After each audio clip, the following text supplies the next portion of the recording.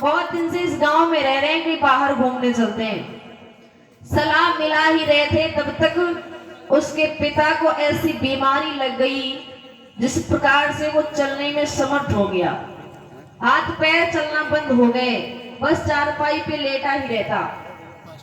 लेकिन बच्चों ने सोचा कोई बात नहीं है, अपने पिता के लिए एक नौकर रख दिया कि इनकी देखभाल करना और हम जा रहे हैं, वापस जल्दी ही आएंगे। महाराज वो बच्चे वहां से निकले और घूमने के लिए चले गए। नौकर के हवाले उस माता पिता को कर दिया। जब माता को कर दिया और पिता को कर दिया तो इधर बताया ऐसा गया कि एक दिन की बात है, उस नौकर ने जवाब दिया है, देखो आपको हम इस कमरे में रख रहे हैं और घर में राशन नहीं है, कुछ सामान खाने को नहीं, और जाते हैं अभी हम बाजार से लेकर के आ रहे हैं, तब तक आप कमरे में ही रहे।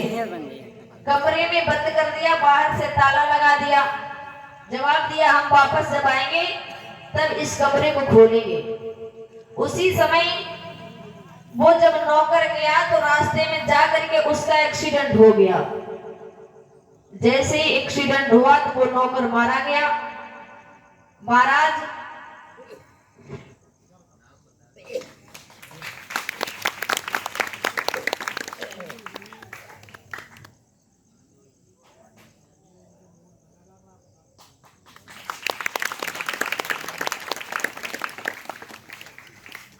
लग रहे दूल्हा लग रहे ऐसे ही रखी जाती, ये तो रुकी ना ही रही।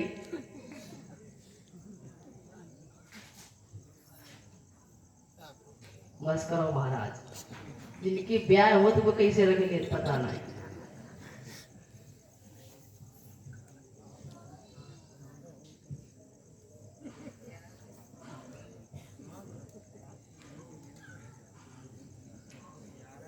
और प्रसादी लाल यादव उनके पुत्र, भैया अपना नाम बता दे, देवेंद्र कुमार यादव जी की तरफ से हमारे सर में जो पगड़ी लगी है महाराज, और ये माता रानी की चुनरी उड़ा करके 51 मुद्राएं, और हमारे सभी भाइयों को चुनरी उड़ाई है और कुछ मुद्राएं प्रदान कर रहे हैं।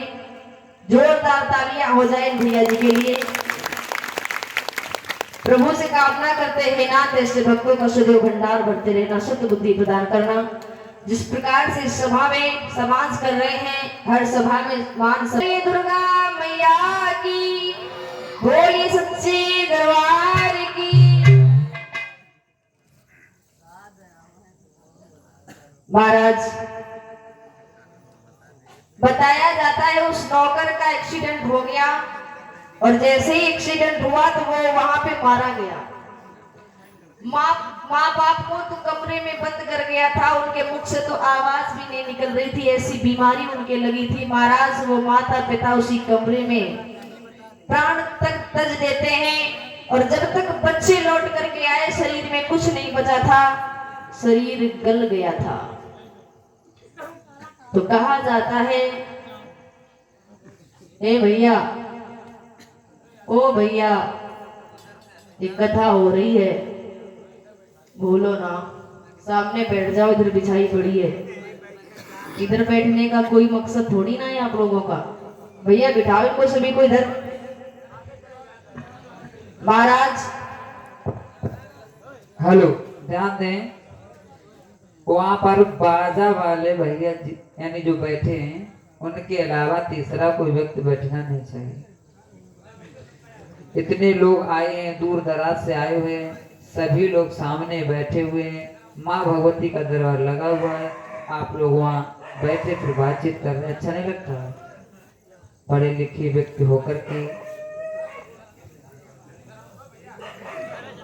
कोई नहीं बैठेगा, इधर बैठिए भैया। ये बात अच्छे व्यक्तियों को बोलिए शेरों वाली भैया की। हेलो महाराज, आज इधर श्री सुखदेव जी कहते हैं, राजन परीक्षित, महाराज, आप लोग कथा में कल सुन रहे थे किस प्रकार से भगवान श्री कृष्ण इस धरा भूमि पे आए, और जब धरा भूमि पे आए आकर के वृंदावन चले जाते हैं। वृंदावन में ओ मैया नवल दे सोए रही हो, खूब नींद आ रही है, बैठे ही बैठे। महाराज, आज इधर मैया यशोदा के पास में लड़की थी, उसे उठा लाते हैं। इधर भगवान श्री कृष्ण जब रहने लगे हैं वृंदावन में, तो महाराज जो राजा कंस है उसके मन में मलाल है कि मैंने सारे प्रयत्न कर दिए लेकिन फिर भी मेरा काल मारा नहीं गया, फिर भी बच गया। बहुत उदास है महाराज। उस कंस ने सारे उपाय किए हैं फिर भी उसका काल नहीं मारा गया। तो एक दिन की बात है, कंस राज दरबार में बैठा था, तो उसी समय देव ऋषि नारद आए हैं और देव ऋषि नारद ने जवाब दिया है, कंस एक बात बताओ, आप इतने उदास क्यों रहते हो? मैं जब भी आपके दरबार में आता था आपका चेहरा चंद्रमा के समान चमकता था, लेकिन अब क्या हो गया, इतने उदास क्यों हो? कंस ने जवाब दिया है, बाबा देखो, कंस हर महात्माओं का अपमान करता था लेकिन देव ऋषि नारद का बड़ा सम्मान करता, बिठा लेता और कहता है, बाबा आपको पता है कि मेरा काल नहीं मारा गया, मेरा काल गोकुल में पाला जा रहा है, ऐसा क्या करें जो वो मारा जाए? देव ऋषि नारद ने जवाब दिया है, कंस एक बात कहें? बोला बोलो।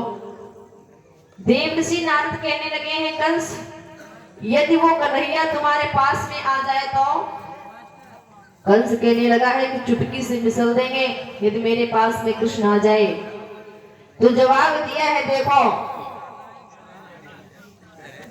मेरी एक बात सुनो, कन्हैया के लिए एक पत्र लिखो और पत्र में लिखो कि मेरे यहाँ धनुष यज्ञ है, मेरे यहाँ धनुष यज्ञ है, कृष्ण बलराम यहाँ आए, और यदि ये नहीं आएंगे तो सारे यादवों को जेल में डाल दिया जाएगा, और ये पत्र अक्रूर के द्वारा भेजो। महाराज, आज इधर कंस ने जवाब दिया, महाराज आपने उपाय तो बहुत अच्छा बताया। अब कंस तो सोच रहा है कि उपाय बता रहे हैं, लेकिन उन्हें कहां पता कि भगवान को तुमसे तुम्हारे नजदीक कर रहे हैं। महाराज, आज इधर उसी समय अक्रूर को पास में बुलाया है उस कंस ने और जवाब दिया है, अक्रूर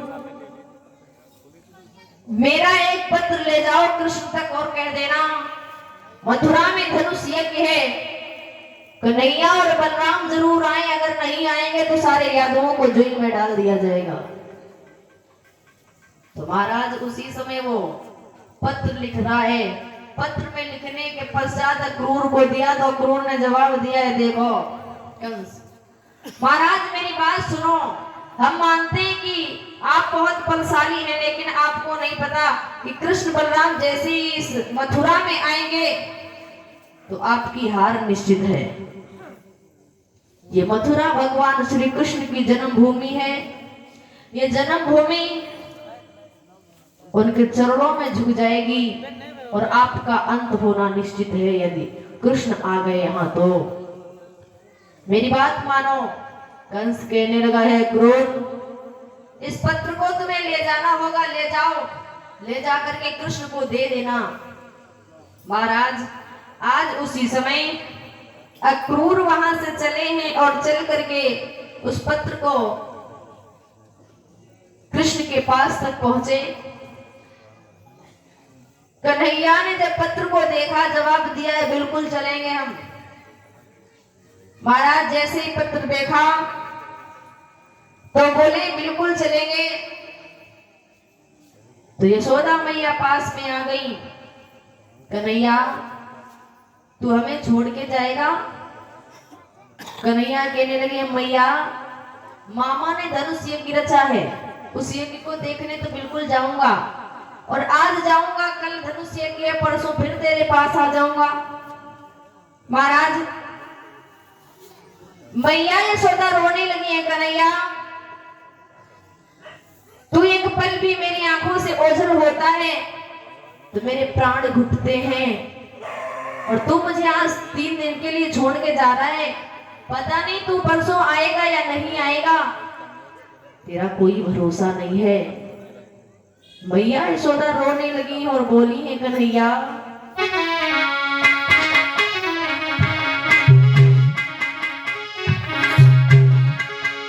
कि चले हैं मथुरा को भगवान